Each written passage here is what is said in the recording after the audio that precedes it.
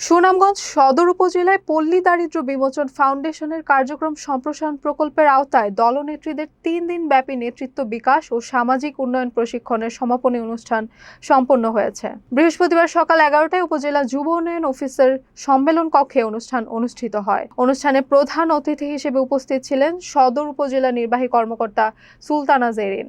সভাপতিত্ব করেন সদর উপজেলা দারিদ্র্য বিমোচন কর্মকর্তা পলাশ। এছাড়া উপস্থিত ছিলেন সিনিয়র মাঠকর্মী আব্দুল হান্নান ও চয়ন সরকার। ৩ দিন ব্যাপী প্রশিক্ষণে তৃণমূল পর্যায়ে নেতৃত্ব প্রদান, দারিদ্র্য বিমোচন কৌশল এবং সামাজিক সচেতনতা বৃদ্ধি সহ বিভিন্ন বিষয়ে প্রশিক্ষণ দেওয়া হয়। পরে প্রশিক্ষণার্থীদের মাঝে গাছের চারা ও প্রশিক্ষণ ভাতা বিতরণ করা হয়। প্রধান অতিথি ইউএনও সুলতানা জেরিন বলেন, সন্তানদের সুশিক্ষায় শিক্ষিত করে আত্মনির্ভরশীল হিসেবে গড়ে তুলতে হবে। পাশাপাশি বাল্যবিবাহ প্রতিরোধে সবাইকে সচেতন থাকার আহ্বান জানান তিনি।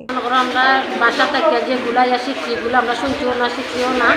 প্রথমবার প্রশিক্ষণ হয়েছে, আমরা শিখছি অনেকগুলো ওই শুরু তারা যেমন নিরক্ষর রাখতাম না, ছেলে মেয়েও নিরক্ষর রাখতাম না, তারা শিক্ষার আলোতে আলোকিত করতাম।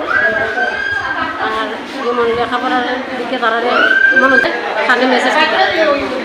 আরও অনেকগুলোই শিখছি বাল্য বিবাহ মনে করো 18 বছরের নিচে এগুলো আমরা এগুলো থেকে আমরা বিরত থাকতাম, এগুলা হইবার লাগে দিতাম না। আরও শিখছি মনে করো আমরা যখন পুষ্টিকর খাবার খাইতাম, কীভাবে দোয়া বাঁচলে করা লাগে এগুলো সম্বন্ধে আমরা জানছি। আরও শিখছি সারাগুলা নিজে মনে করো আমরা এগুলা নিজে যাতে মেডিসিন ছাড়া আমরা এগুলা সবজি উবজি চাষ করিয়া খাইতে পারি, মেডিসিন ছাড়া মনে করো আমরা ফল শুদ্ধ খাইতে পারি লাগাই, এগুলোও শিখছি। এগুলো তো ধরো বসে আর আমরা জানছি না, শিখছি না কেন মনে করো অনেক কিছু আমরা জানা হয়েছে, শিখা হয়েছে।